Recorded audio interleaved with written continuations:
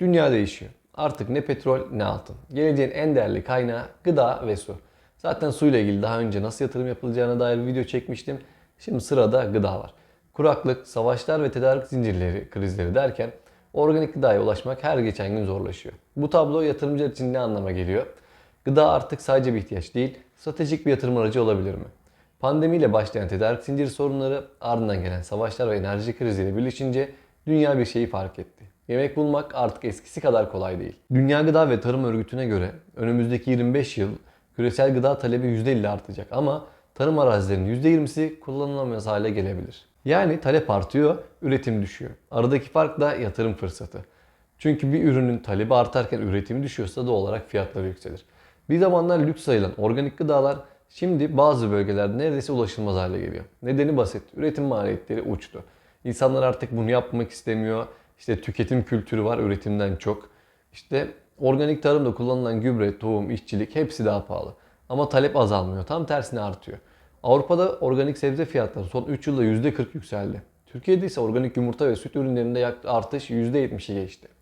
Yani gıdaya erişim artık bir gelir göstergesi haline geliyor. Eskiden yatırım deyince akla altın, dolar, gayrimenkul falan geliyordu ama artık gıda yeni güvenli liman olarak görülüyor. İşte Bill Gates Amerika'da en büyük tarım arazisinin sahiplerinden bir tanesi. Katar ve Suudi Arabistan Afrika'da dev tarım arazileri satın alıyor. Küresel gıda ETF'leri son 2 yılda yatırım hacmini ikiye katladı.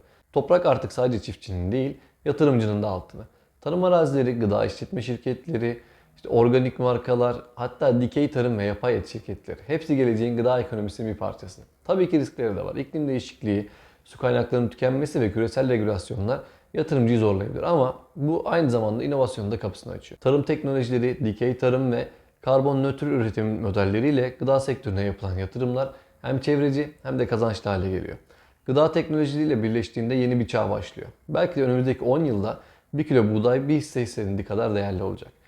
Organik gıdaya erişim azaldıkça doğru yatırım yapanlar sadece kazanç değil, geleceği de güvenliği altına alacak. Yani aslında yatırım olarak baktığında hani sadece para kazanmak da değil, kendini güvene almak için toprak sahibi olmak, işte bir tarım yapmak çok değerli hale gelecek gibi gözüküyor.